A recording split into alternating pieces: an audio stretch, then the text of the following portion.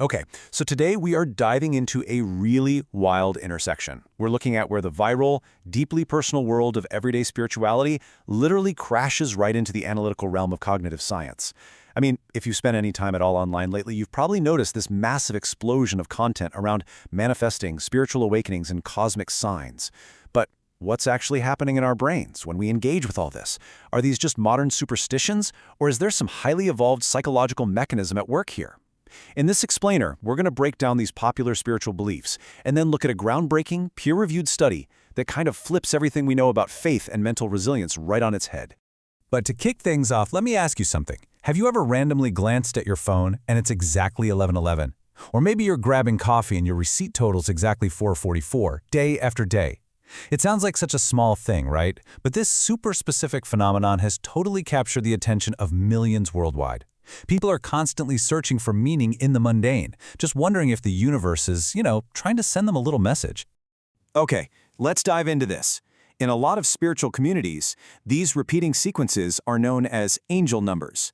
And according to sources like the Times of India and Parade, they aren't just your brain playing tricks on you. They are seen as literal numerological messengers. So for instance, seeing 111, that's widely interpreted as a massive sign of new beginnings and rapid manifestation. 222 signals a need for balance and harmony in your life. 333 suggests you've got some heavy-duty support from spiritual guides. 444 is viewed as a sign of divine protection and solid foundations. And 888? Well, that's the one literally everyone wants to see on their receipt. It points straight to financial and personal abundance. People actually use these numbers as daily affirmations to validate that they're on the right path. Now, all of these numbers are deeply tied to a concept that has basically taken the world by storm lately: manifesting. So manifesting is described as the art of materializing your desires into existence. It's not just sitting around wishing for things, though. It's framed as this proactive practice that involves concentrated intentions, doing some deep inner spiritual work, and aligning yourself to a vibration of expansion. Basically, in this framework, the idea is that your mindset literally shapes your external reality. So you might be wondering, how do practitioners actually know if they're successfully manifesting? Well, the literature points to a pretty specific sequence of signs. First off, those angel numbers we just talked about, they start following you absolutely everywhere. Second, and this is where it gets kind of tricky, spiritual tests start to pop up. Obstacles appear out of nowhere that challenge all your old habits. And finally, you reach this state of almost complete detachment from the outcome. You just feel incredibly grateful for your current conditions without constantly obsessing over the future. It's like this whole sequence indicates a person is prepping to level up and really embrace a shifting reality. All right, moving into section 2, the spiritual struggle. You see, this whole journey isn't just positive affirmations and lucky numbers. Actually, true spiritual growth is documented as being incredibly difficult. Spiritual author Sylvia Salo describes this critical phase called spiritual initiation. Think of it as a rite of passage. It acts like a cosmic stress test for your ego. Before you can break through to a higher level of consciousness, or really even just handle more responsibility, impact, or wealth in your everyday life, you gotta prove your maturity.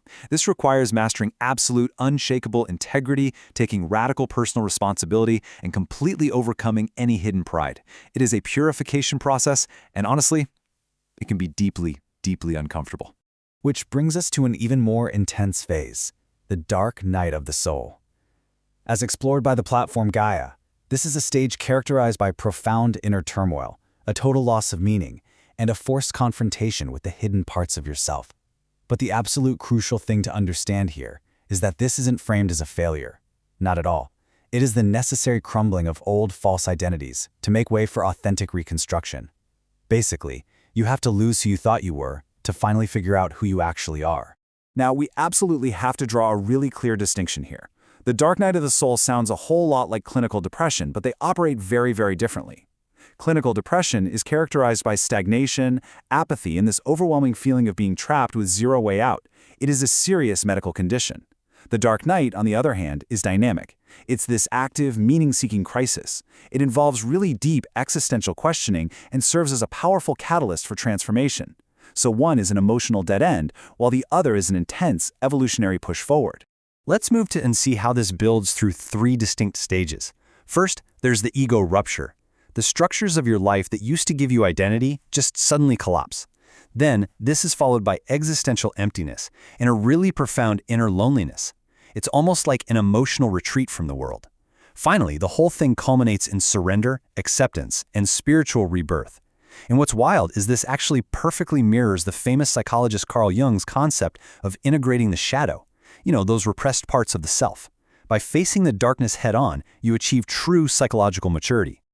So that brings us to Section 3, the science of belief. Okay, so we've mapped out the spiritual framework, but why do humans all across the globe actually lean into these concepts? Are they just pretty stories, or is there a real, measurable, scientific benefit to believing in cosmic signs? Well, to answer that, we turn to the Journal of Mental Health and Psychiatry Research.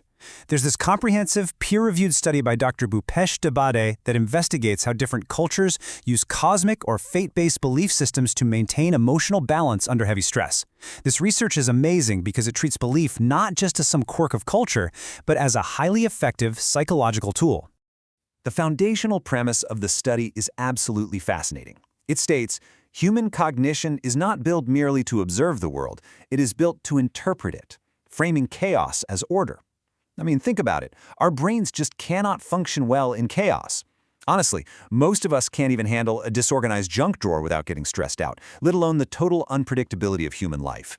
So, whether we are looking at angel numbers or complex karmic cycles, the mind instinctively constructs narratives to make sense of all the randomness. The study points out that belief, totally regardless of its factual or literal accuracy, acts as a massive psychological stabilizer. It gives shape and structure to experiences that might otherwise feel terrifyingly arbitrary. Let's look at Section 4, Cosmic Cognitive Resilience. This brings us to the core scientific framework proposed by the research. It's a concept that completely reframes how we look at faith and spirituality. Dr. Dabade introduces a model called Cosmic Cognitive Resilience, or CCR for short. CCR is defined as the capacity of the human mind to translate metaphysical ideas into tangible psychological strength. It beautifully integrates a person's sense of personal control with a much broader sense of cosmic meaning. So under this framework, spiritual belief isn't just a coping mechanism, it's a highly evolved mental strategy for sustaining your equilibrium in a completely unpredictable universe. And this brilliantly illustrates just how universal this instinct is, even though it looks totally different depending on where you are in the world.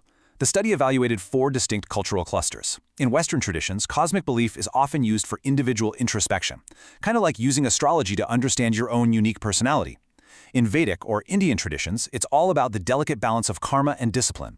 In East Asian cultures, the focus shifts to harmony, flow, and really accepting cyclical change. And in indigenous traditions, resilience is built through shared communal narratives and ancestral connection. The specific symbols definitely change, but the cognitive function, restoring emotional order, remains exactly the same across the board. Moving on to Section 5, Cultivating Flexible Faith. This leads us to arguably the most important finding of the entire study.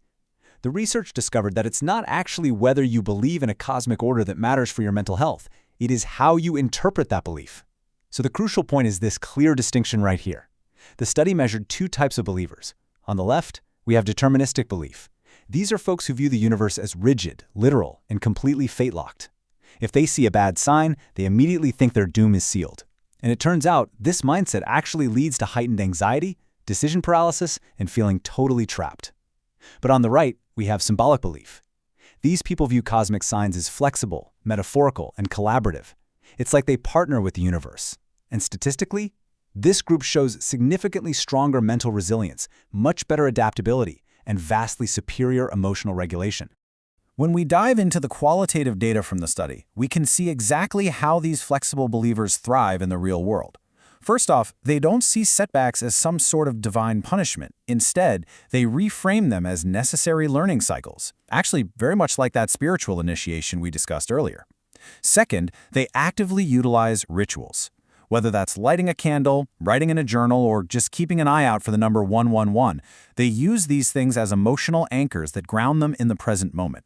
Finally, and this is key, they never surrender their own agency. They actively partner their own hard work and effort with what they perceive as the natural cosmic rhythm. Ultimately, the science shows us that belief itself is just a neutral tool. It is neither inherently helpful nor inherently harmful. It's the psychological architecture, the literal way you structure that belief in your mind that decides its true impact. Spirituality, it turns out, acts as this highly advanced cognitive technology. It takes the terrifying, chaotic uncertainty of everyday human life and converts it into a manageable, coherent narrative that we can actually work with.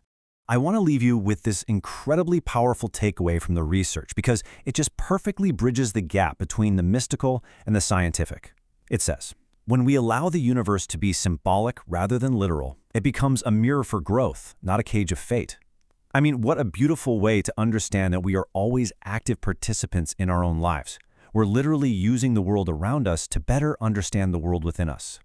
Which leaves us with one final thought for you to ponder today as we wrap up this explainer. Look closely at the structures you use to make sense of your own life. When you face major uncertainty, or when you notice a weird coincidence, like a repeating number on a receipt, how do you interpret your own cosmic signs? Are you using them to build a cage, or are you using them to build a mirror? Thanks so much for joining me today. And hey, keep questioning the fascinating world around you.